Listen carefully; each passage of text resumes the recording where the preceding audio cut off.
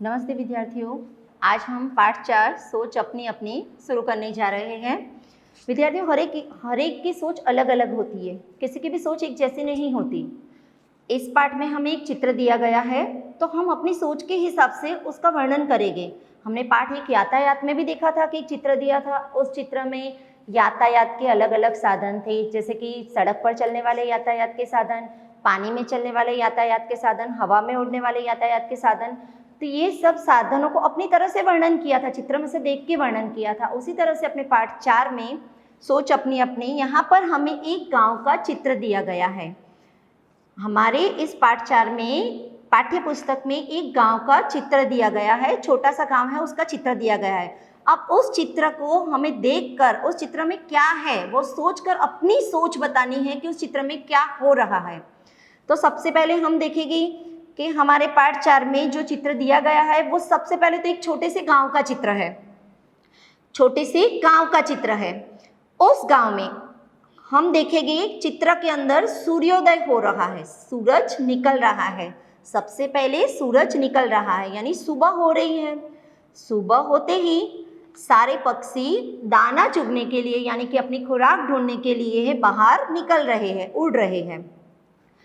थोड़े ही आगे आते हैं तो देखते हैं कि गांव में कुछ घर है। गांव में पहाड़ के पीछे घर है, पर जो हमें दिखाई नहीं दे रहा है, पर पहाड़ के आगे इस तरफ घर है।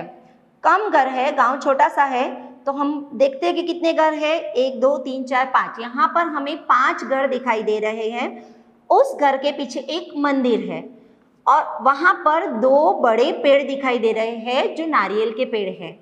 तो यहाँ पर घर के पीछे हमें 2 नारियल के पेड़ दिखाई दे रहे हैं। कुछ आगे आते हैं देखते हैं तो एक चरवाहा हाथ में लाठी लिए अपनी गायों को चराने के लिए जा रहा है। चरवाहा, हमने पहले भी कहानी में देखा है कि चरवाहा कौन है, चरवाहा पशुओं को चराता है। तो यहाँ पर ये चरवाहा हाथ में लाठी लिए अपनी गायों को चराने के लिए जा रहा है। और वहाँ पर एक किसान भी दिखाई दे रहा है, जो किसान खेती करने के लिए यानी खेत में जा रहा है। उस किसान के पीछे एक कुत्ता है, वो भी उसके साथ जा रहा है। यहाँ पर गांव के बाहर एक बगीचा है, वहाँ पर कुछ बच्चे खेल रहे हैं और कुछ रंग बिरंगी तितलियाँ उड़ रही हैं। बच्चे उस तितलियों को पकड़ने के लिए भाग रहे हैं।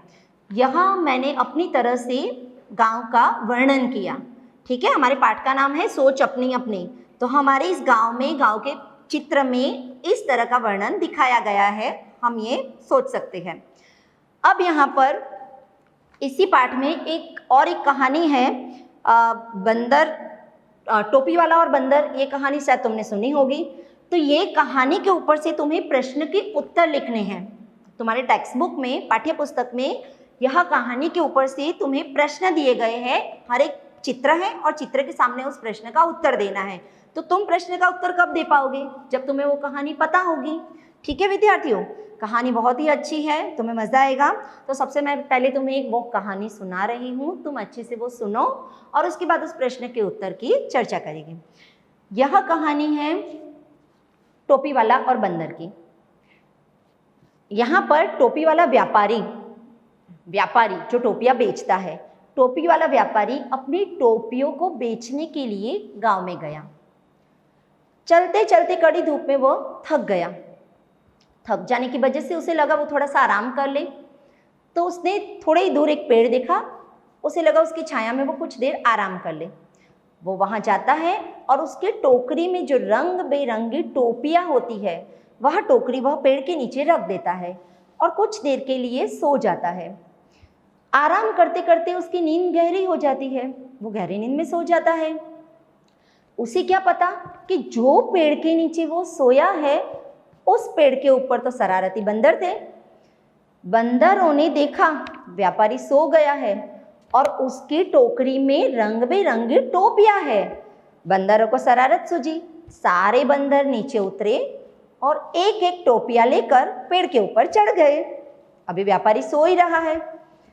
अब थोड़ी देर पे व्यापारी थोड़ी देर के बाद जब उठता है, उसकी नींद खुलती है, तो उसने देखा उसकी पूरी टोकरी जो टोपियों से भरी हुई थी वो खाली हो गई। कैसे खाली हो गई?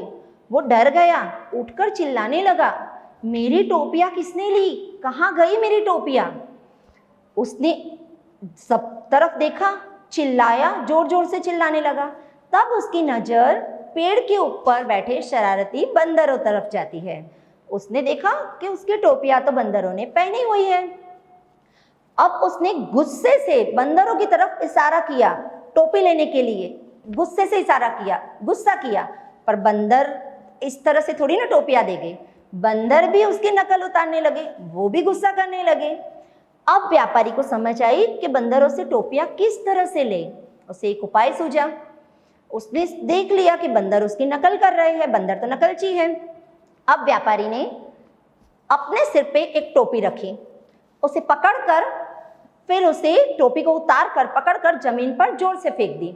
बंदर नकल कर ही रहे थे तो बंदरों ने वो भी नकल कर ली व्यापारी की। बंदरों ने भी टोपी हाथ में पकड़ी और जोर से जमीन तरफ फेंक दी नीचे। इस तरह व्यापारी सारी टोपियां बटोर लेता है। बटोर लेता है यानी कि ले लेता है। तुमने देखा विद्यार्थियों, मुसीबत के समय, समस्या कठिन थी, उसके समय अपने दिमाग का उपयोग करके व्यापारी ने किस तरह से अपनी समस्या का समाधान किया वो बताया गया है। अब इस कहानी में हम देखेंगे कि तुम्हें पाठ्य पुस्तक में प्रश्न के उत्तर दिए हैं, तुम्हें पूरी कहानी मैंने समझा दी, ठीक है। अब एक चित्र के सामने एक प्रश्न दिया गया है जो मैंने यहाँ पर लिखे हैं, तो हम प्रश्न के उत्तर की चर्चा करते हैं। सबसे पहला प्रश्न है, देखो क्या लिखा है, व्यापारी क्या ले जा रहा है। व्यापारी क्या ले जा रहा है, मैंने कहानी में क्या बताया, व्यापारी टोपियां ले जा रहा है। व्यापारी टोपियों का व्यापार करने निकला था, उसके पास रंग बिरंगी टोपियां थी, तो व्यापारी अपनी टोपियां ले जा रहा था। व्यापारी टोकरी कहाँ रखता है, व्यापारी की जो टोकरी है, रंग बिरंगी टोपियों से भरी टोकरी, वो कहाँ रखता है, तो व्यापारी टोकरी पेड़ के नीचे रखता है। उसे आराम करना था, वो थक चुका था, तो वो अपनी टोपियों से भरी टोकरी पेड़ के नीचे रखता है। थर्ड क्वेश्चन है, पेड़ के ऊपर कौन है। जब व्यापारी आराम करता है तो उसे नहीं पता कि उस पेड़ के ऊपर कौन होता है, उस पेड़ के ऊपर बंदर है, ठीक है। चौथा क्वेश्चन है, बंदरों ने टोपियों का क्या किया। जब बंदरों ने रंग बिरंगी टोपियां देखी तो उसका क्या किया, तो बंदरों ने टोपियां पहन ली। पेड़ से उतर के एक एक टोपी लेके सारी टोपियां उन्होंने पहन ली और वापस पेड़ के ऊपर चले गए। व्यापारी ने क्या किया, अब व्यापारी ने देखा कि बंदरों ने टोपियां ले ली है, तो वो टोपी वापस कैसे मिलेगी वो टोपियां, तो बंदरों ने भी एक उपाय सोचा। उसने क्या किया, व्यापारी ने अपनी टोपी उतारकर नीचे फेंक दी। सिक्स्थ क्वेश्चन, बंदरों ने टोपियां क्यों फेंक दी।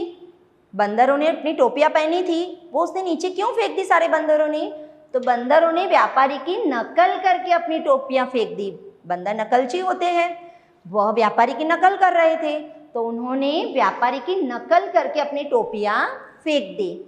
व्यापारी क्या कर रहा है, तो व्यापारी जो बंदरों ने टोपियां नीचे फेंक दी वो सारी टोपियों को बटोर रहा है। बटोर रहा है यानी कि सारी टोपियां वापस ले रहा है। तो विद्यार्थियों, आपको ये प्रश्न के उत्तर, कहानी के प्रश्न के उत्तर आपको क्लास वर्क में और टेक्स्ट बुक में भी लिखने हैं, दोनों जगह पर लिख के पूर्ण करने हैं। धन्यवाद।